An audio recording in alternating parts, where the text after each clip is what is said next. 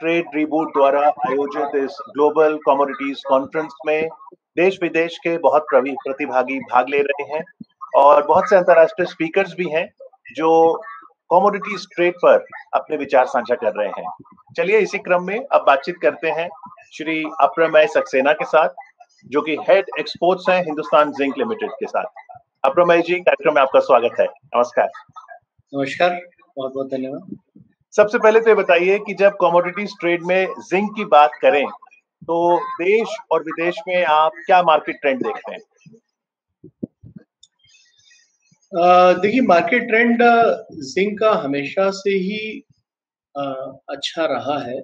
अगर हम इन पिछले कुछ 3-6 महीनों को छोड़ दें, ये पूरी इंडस्ट्री के लिए मुश्किल समय रहा है, बट हमेशा से ही अच्छा ट्रेंड रहा है क्योंकि जिंक स्टील से जुड़ा हुआ है और स्टील को कोरोजन से बचाने के लिए, जंग से बचाने के लिए इसकी कोटिंग होती है, जिसको कि हम हॉट डिप गैल्वेनाइजिंग बोलते हैं। तो इसका ज्यादातर उपयोग यहाँ पर है। तो जैसे जैसे इंडस्ट्री वापस आई है, इंडिया, साउथ ईस्ट एशिया, आप देख रहे हैं दोबारा, पिछले हम कुछ महीनों से देख रहे हैं कि मार्केट्स बहुत अच्छा कर रहे हैं और वापस उत्पादन सही लेवल पर आ गया है। तो साथ साथ पूरी इंडस्ट्री अच्छा कर रही है तो जिंक भी अच्छा कर रही है। तो क्योंकि जिंक के साथ साथ आपने सिल्वर और लेड में भी काफी कार्य किया है, तो सिल्वर और लेड को कैसे देखते हैं आप? देखिए, सिल्वर और लेड की जो इंडस्ट्री है वो थोड़ी अलग है। सिल्वर एक बहुत अच्छा कंडक्टर है, तो जहां तक उसका इंडस्ट्रियल यूज का सवाल है तो प्रिंटेड सर्किट बोर्ड्स में जाता है। तो अगेन जो मेरा जवाब जिंक के लिए था वही सिल्वर के लिए, जहां तक उसके इंडस्ट्रियल यूज की बात है।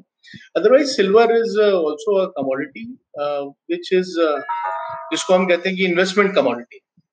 आज भी गोल्ड के अलावा अगर आप भारत के गांव-गांव में देखेंगे तो सिल्वर एक ऐसी कमोडिटी है जिसको इन्वेस्टमेंट के रूप में देखा जाता है। मार्केट्स अच्छा करते हैं, पैसा आता है तो सिल्वर में भी इन्वेस्टमेंट होता है, तो सिल्वर भी सही चल रहा है। लेड जो है मेनली बैटरी में यूज होता है, लेड एसिड बैटरी, और ऑटोमोटिव इंडस्ट्री जिसने पिकअप करना शुरू किया है तो उसका असर लेड पे भी दिख रहा है। कुल मिला के ये बहुत अच्छा टाइम है जो हम इंटरेक्ट कर रहे हैं क्योंकि अच्छी खबरें हैं। तो इन अच्छी खबरों के बीच में ये बताइए कि इंडस्ट्री टेक्नोलॉजी को कमोडिटीज के साथ कितनी आसानी से इंटीग्रेट कर पा रही है?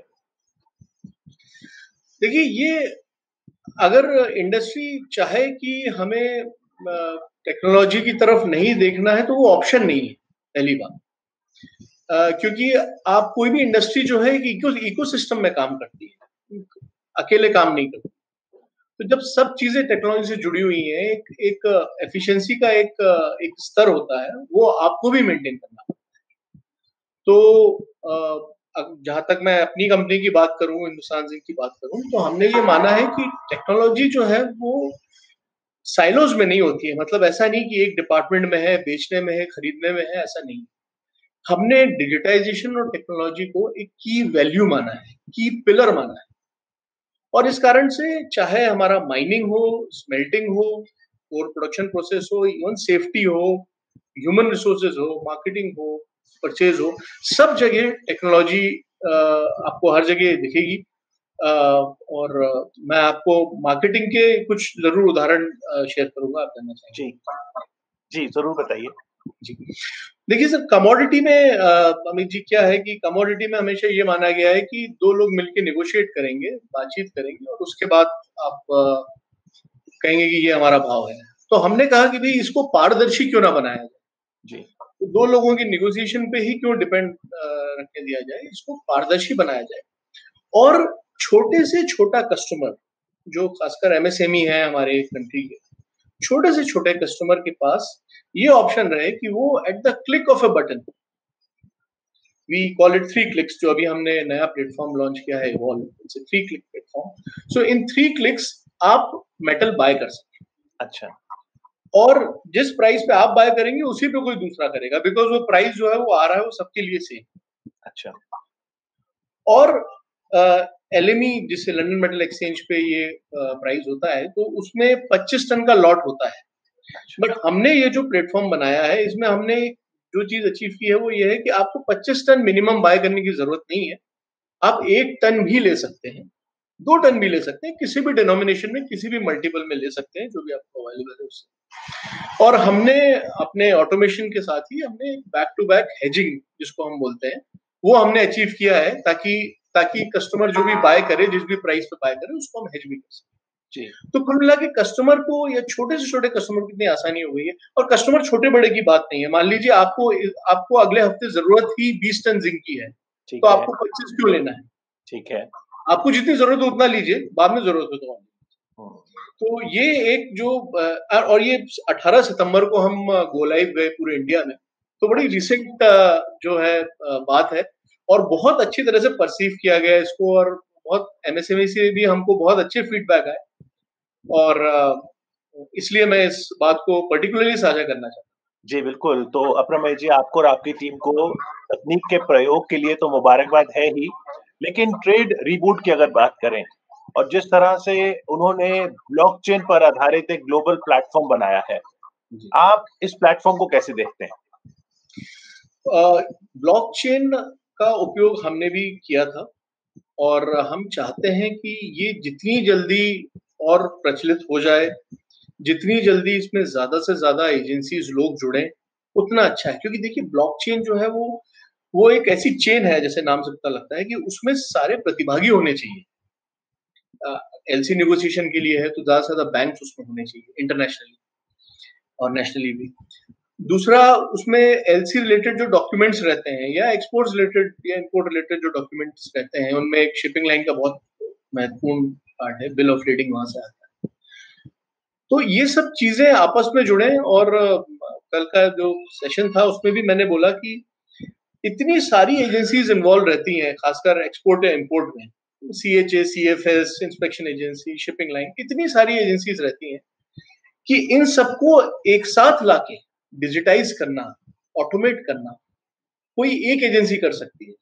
देखिए, आज की समय में तकनीक का ना होना समस्या नहीं है। अगर आपके पास समय है और पैसे हैं, तो आप तकनीक तो ले ही आएंगे, लेकिन उसको कैसे कल्चर बनाया जाए, कैसे उसका भरपूर उपयोग किया जाए, और वाकई उसके जो हम परिणाम चाहते थे वो परिणाम हमको मिले, इसके लिए किसी का होना जरूरी है। तो आई थिंक ब्लॉकचेन एक ऐसा इनिशिएटिव है, एटलीस्ट वो कुछ समस्याएं जो है वो सॉल्व करता है। तो आखिरी सवाल मैं आपसे पूछूंगा फिर अप्रमेय जी, क्योंकि आपने कहा कि ब्लॉकचेन सॉल्यूशंस दे सकता है, तो इस ग्लोबल कॉन्फ्रेंस में जिस पैनल में आपने हिस्सा लिया, उसका शीर्षक था digitization in commodities trade, the steps you should be taking now. तो अब आप क्या कहेंगे कि ये जो पूरी सप्लाई चेन में प्लेयर्स हैं, buyer, seller, trader, shipping agency, banks, insurance company, now वो क्या कर सकते हैं शॉर्ट टर्म में टेक्नोलॉजी को इम्प्लीमेंट करने के लिए? देखिए, शॉर्ट टर्म में मुझे लगता है कि किसी एक पार्टी को या किसी एक एंटरप्रेन्योर को एक बिजनेस सॉल्यूशन लेके आना होगा, कि आप खाली अपना कस्टमर पे ध्यान दीजिए, इसकी जरूरतों पे ध्यान दीजिए, और बाकी जो सप्लाई चेन है आपकी और जो प्रोसेसिंग है वो हम संभाल लेंगे। तो अगर ये सब मिलके काम करें तो उसकी वैल्यू आएगी, क्योंकि अगर मान लीजिए हमारी 6 एजेंसी है बीच में, और वो 6 की 3 हो जाती हैं, तो भी वो प्रॉब्लम सॉल्व होती नहीं है। कुछ हद तक होती है, बट पूरी तरह से नहीं होती है। तो मुझे लगता है कि आने वाले समय में ये काम जो पहले कर लेगा वो फर्स्ट मूवर रहेगा, क्योंकि अभी तक ऐसी कोई एजेंसी मैंने तो नहीं देखी जो कहेगी भाई आप सिर्फ अपने कॉन्ट्रैक्ट्स कीजिए, आप कस्टमर से बात कीजिए, और आप जो है हम सप्लाई चेन हमारे ऊपर छोड़ दीजिए। 3PL प्रोवाइडर है, बट वो पूरे सॉल्यूशन वो भी नहीं देते हैं, एंड देन फिर बैंकिंग एंड वो सब भी होगा। तो मुझे लगता है कि इसकी बहुत जरूरत है, और अगर ऐसा कोई आएगा और हमें बताएगा, मेरे ख्याल से सिर्फ हम लोग ही नहीं, बट बहुत सारे इंडस्ट्री में होंगे जो ये इस तरह का सॉल्यूशन चाहेंगे। चलिए, इकोनॉमिक्स में डिमांड और सप्लाई की बात होती है। जैसा आपने कहा कि डिजिटल युग है, तो डिमांड तो है और उधर से सप्लाई भी होगी, और इस बैलेंस से लाभ कंज्यूमर और सभी स्टेक होल्डर्स को पहुंचे, इसी उम्मीद के साथ अप्रमेय सक्सेना, आपका बहुत बहुत आभार हमसे बातचीत करने के लिए। Thank you. बहुत बहुत शुक्रिया। Thank you.